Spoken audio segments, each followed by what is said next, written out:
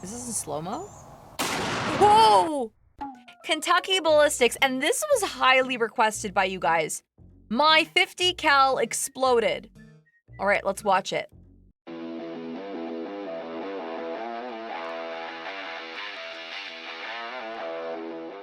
What's up, everybody? My name is Scott, and I'm gonna tell you about how my 50 cal exploded. His neck, though, crazy. And I almost bit the dust about 2 weeks ago. So I know a lot of you are probably wanting me to explain my injuries, and I'm gonna do that, but I think it's best we start from the beginning. I know some of you are gonna try to skip around in this video. I highly recommend you stay tuned and listen to all of this. But for those who are gonna skip around, let me clear something up first. This was not the Barrett that we torture tested, and this was a complete freak accident. There's nothing that I did to have caused this. So April 9th, 2021, we come out here to shoot a fire hydrant with some slap rounds using my Serbu RN50. So we have the Serbu RN50 with the 36-inch long heavy barrel, and we're gonna go ahead and go big or go home and start out with this. This is a 50 BMG slap tracer round. Whoa. The slap rounds tend to go a little to the right, so I aimed a little to the left, but this one actually hit true to where I was aiming. We hit right here. Oh, wow. You can see that thing is smoking. Went right through. And then we blew right through the back of this thing. Everything was going pretty smooth. We shot the fire hydrant several times, but the slap rounds were acting a little funny. One of the slap rounds hit like 1.5 feet low and to the right. I say we hit it with one more slap round, but this time aim for the thickest part of the fire hydrant and see what happens. Yo.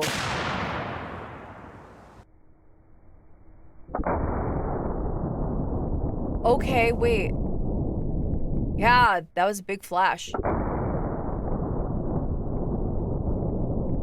Is that where he injured himself? The gun was functioning normally, as it always has. I've been using this gun for a long time now, and I've never had any issues out of it. So before all this happened, we took one last shot, and it was actually really, really cool.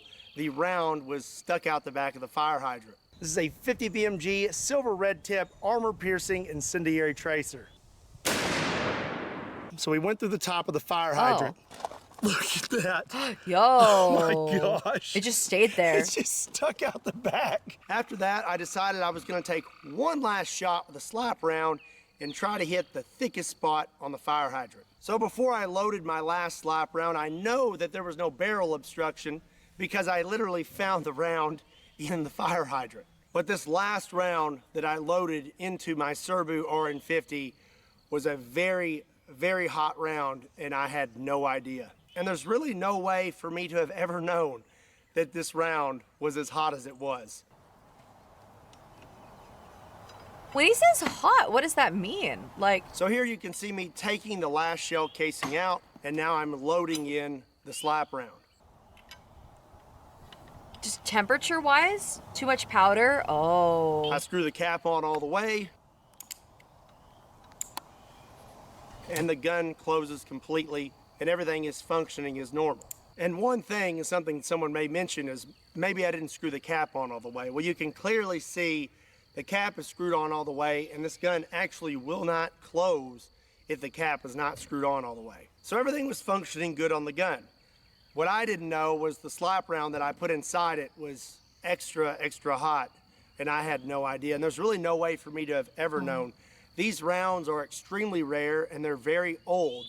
They're like $100 a piece. These aren't manufactured anymore, and really there's no way you can really know what's happened to them over time as they've passed hand to hand. I was under the impression that these were genuine military surplus rounds and hadn't been tampered with. So now I'm gonna actually show you what happened.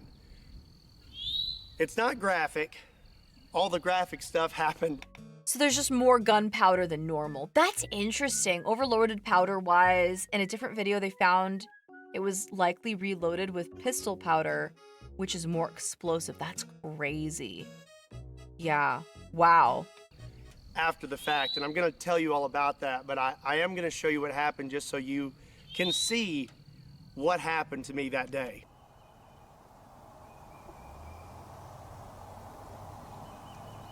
Is this in slow-mo? Whoa!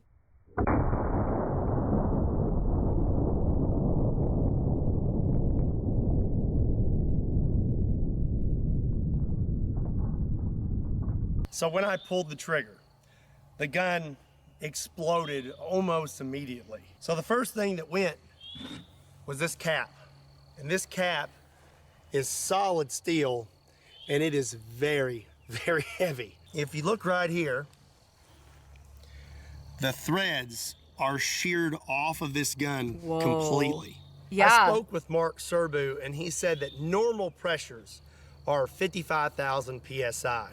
And for those threads to have sheared off and this cap to have just blown off like that, we're looking at over 85,000 PSI. So the cap blows off. It's kind of hard to put these on because of my little nose brace. I'll explain. But yeah, safety glasses are on. And this cap, you can see this little crescent here. Yeah, he would have lost an eye. This cap hit me right there. I'm not really sure which way, probably more like this, but it struck me in the face. It's crazy. When this cap hit me in the face, it broke my orbital bone in 3 spots, here, here, and here.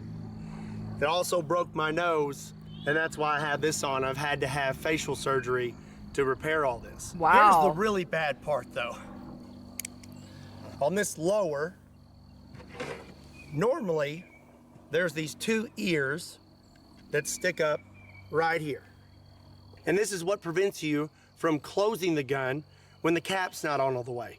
If the cap is on all the way, it will fit perfectly right here with those ears pushed up against it. When the cap blew off the gun, it came straight back, shearing those ears off the lower. One of these is still at the hospital, and this is the one we found.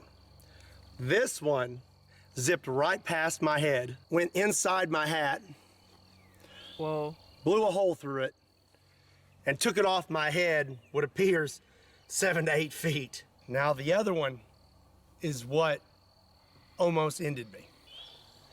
The other ear hit me right here in the throat. It proceeded to lacerate my jugular vein and then punctured a hole in my right lung. As for my hand, my best guess is this is what did it. In the video, you can see that the stock almost disappears instantly. I believe it came in a downward motion and hit my finger. You have your natural bend in your index finger. Well, this bone right here looked like a V. So my finger looked like a big W. So back to the lacerated jugular. I've now been hit in the throat, and I'm not really sure what happened because when this cap hit me in the face, I went blind in my right eye instantly. Oh, gosh. I have vision coming back now, and they say my eye should make a full recovery. But in that moment, I went completely blind in this eye, and it was like I had been punched. And I went backwards, and I landed on all 4s. A lot of you wonder who is behind the camera in my videos. Yeah. This is my dad. Oh. His name is also Scott. If he had not been out here with me, that would have been it for me. He come running up and he let me know of my injuries because I was still in a daze. I've just been punched in the face by a big metal cap. And he let me know real quick that there was a hole in my neck and I was losing a lot of blood really fast. My dad shoved his thumb into my neck and said, "Put your thumb there." Now that I'm aware of what's going on, I took my left thumb, I took my shirt, wrapped it in my shirt, and I shoved it as far into my neck as possible. I was not aware that my jugular was lacerated, but I did know this is really bad. I have a law enforcement background, and I've been trained in injuries and wounds and gunshots and things like that. And I know very well that if you get hit in the neck, it's not good because you can't tourniquet a neck. After I had plugged the hole, I applied extreme pressure, pinched my head down into my hand, and made a run for the truck. So the truck here was right near us. There's a trailer attached. I had to run around the front. I jumped in the passenger seat. Dad jumped in, and we took off. And this all happened in a matter of seconds. I would say under a minute, we were in that truck and just hauling tail into town. Something I forgot to mention, this upper weighs like 25 pounds. And you can see in the video that it just gets thrown off the table. So much pressure came out the back of this upper that it launched it off the table. It's an insane amount of energy that was thrown into my body. So now we're driving very fast into town. I am applying constant pressure to my throat and I'm breathing very... Yeah, honestly, I was gonna say that, like, it's really impressive that he stayed conscious the whole time. He's losing all that blood. His eye, one of them is blind. Like, you would think that he would pass out from, like, shock, basically. But, like, the entire time, like, he's trying to, you know, keep that wound closed with his thumb, applying pressure. The pain would have been unbearable. I'm surprised, yeah, based on, like, the blood and the pain and everything else, that his body just didn't go into shock. That's incredibly, insanely blessed, honestly. Very slowly trying to control my heart rate, because the faster your heart rate, the faster you're going to bleed. My dad's driving, so I thought it would be nice of me to call the ambulance. My dad didn't agree with this, but I wanted to do it myself because I wanted to try and stay awake. I needed to be doing something to keep myself conscious. If you have an iPhone, there's this nifty little feature on the side here, and if you hit that button one too many times, it'll call 911. This can be kind of annoying when you're trying to shut off your alarm in the morning, but when there's a lot of bodily fluids on your phone and you can't open it, it comes in really handy. I got on the phone with 911 and I let them know what had happened and that we were coming into town and they were gonna send an ambulance to meet us halfway. There were several times where I thought I was gonna pass out. And I knew if I passed out that that was gonna be it, because my dad's driving. If I pass out, who's gonna keep applying pressure to my neck to keep me from bleeding out? Times like this, you really need something to focus on, and I focused on my kids. I had their faces in my brain and I just focused on them and I fought as hard as I could. I stayed conscious the entire time. We met the ambulance halfway, they got me loaded up and we took off towards the hospital. And like I said, I know that I was in a bad spot, and I don't know if you know this, but if your jugular is completely severed, you have 30 seconds. I knew that being hit in the throat, I may not have much time, but the closer we got to the hospital, the more my confidence built, and I thought, hey, maybe I'm gonna be all right. When I was in the ambulance, I asked them to cut my shirt off because I was having trouble breathing and I thought maybe I'd been hit in the chest as well.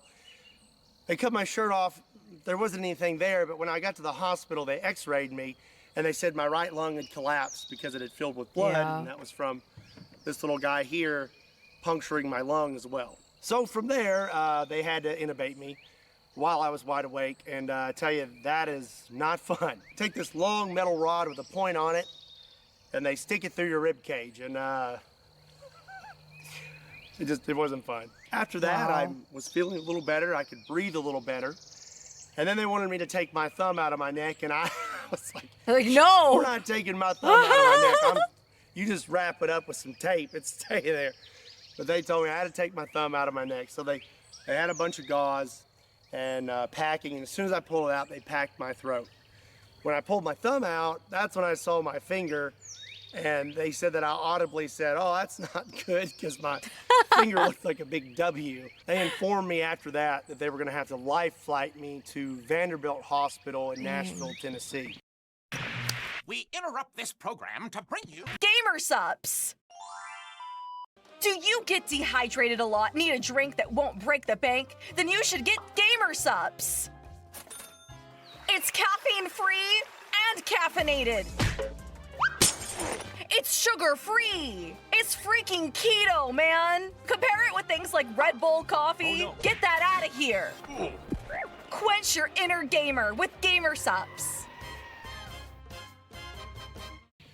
Very, very good hospital with very, very good doctors. Obviously, I'm here making this video. Big shout out to Vanderbilt Hospital.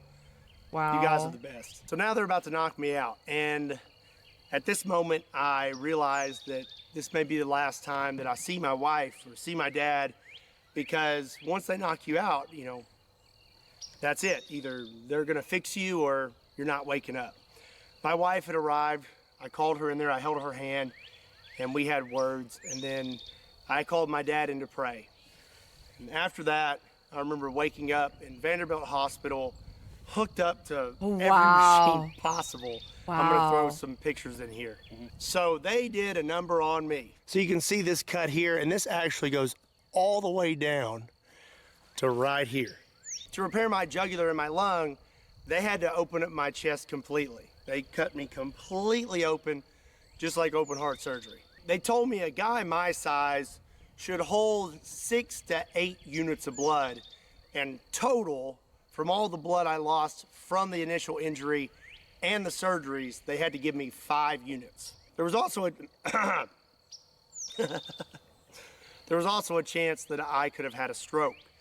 To repair your jugular vein, they have to pinch it off. Well, your jugular vein supplies the oxygenated blood to your brain.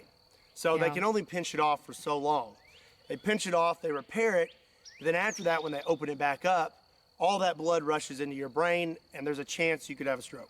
Praise God, I did not have a stroke as well. As for my hand and my face, they had to do surgery on that as well. I have pins in my finger to hold it in place. And like I said, they had to repair my orbital bone in 3 spots. As you can see, they cut me here and right here. And they also cut inside my mouth, all the way back here to the front to be able to get to all of those spots. So I had a breathing tube in, but I still wanted to talk. I wanted to know what had happened to me and what was going to happen. Well, my nurse, Cody, shout out to that guy, best nurse ever, brought me a dry erase board so that I could write and ask questions. I wanted to talk to my wife. Well, he would call her for me, and then I would write out what I wanted to say, and he would say it over the phone for me, and then I could sit there and talk to my wife. Also, I really wanted a mellow yellow. I was craving it so bad. When I was finally unhooked from everything, I remember sitting in my room, and he peeked his head in. He was like, "Can you eat and drink now?" And I said, "Yeah." And he handed me a mellow yellow. Coolest nurse ever. So for about 2 days, I had tubes coming out of the front of my chest, 1 tube coming out of my right side, and 1 tube coming out from behind my collarbone to drain everything around my lungs. And I had to carry this little vacuum pack with me. They removed those really quick. I'm healing extremely fast. They kicked me out of trauma within a few days. This happened on April 9th, which is a Friday. I went home the following Saturday. Good for him. There is a lot more to this story when it comes to my injuries and everything that I had to do to overcome them. Long story short, I shouldn't be standing here. I should be 6 foot under, and if it wasn't for God, I wouldn't be talking to you right now. So I know there's one big question that you're all wondering. What's gonna happen to Kentucky Ballistics, and am I gonna keep making videos? And the answer to that is absolutely. I'm not gonna quit doing what I love because of a freak accident. There's nothing that can keep me from continuing on. I love what I do, and I appreciate every single one of you. I am healing at a Wolverine rate. I am healing so fast that really a lot of people have been kind of confused at how fast I'm healing. That's God, He's healing me quick. And I'm gonna keep making videos, and I cannot wait to get back out here. I have some videos planned, and I think you're gonna like them. It's gonna be some really funny stuff. Also, I know there's gonna be a good bit of you that wanna support me while I'm healing, and I really, really appreciate that, but I don't wanna do a GoFundMe or anything like that. If you wanna help me out, I want you to get something out of it too. So we got some new shirts. Just put a thumb in it. The doctors told me that if it wasn't for this thumb, that I would have died. This thumb saved my life. That's a great merch shirt. My wife came up with this saying. She said, "Just put a thumb in it." And I thought that was the funniest thing ever. So that's what we're going with. That's great. Just put a thumb in it shirts. I think these are awesome. And if you want to support me, there's a link in the description down below. They're available now. Pick you up a shirt and support Kentucky Ballistics. This is not my normal content, and definitely not what you expected me to post this week, but no, that's really, this is something I felt really like I need to let you know. Again, this was a complete freak accident, and there's no way I would have ever known just how hot that round was until it was too late. So like I said, I'm healing really fast and I'm gonna be back to it as soon as possible. But in the meantime, keep your eyes peeled for some pretty interesting videos I have planned and my update videos. Before I close this video, I just wanna say how much I appreciate every single one of you. Thank you for making what I do possible. And I know that the majority of you are gonna be extremely supportive right now, and I really, really appreciate that. Don't forget, if you wanna pick up a shirt, there's a link in the description down below. And as always, my name is Scott. My name is Scott, and you will most definitely see me next time.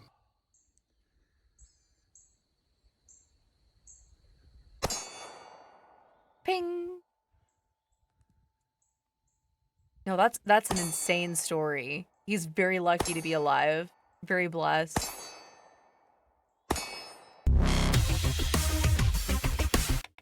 Very cool. Okay. Okay.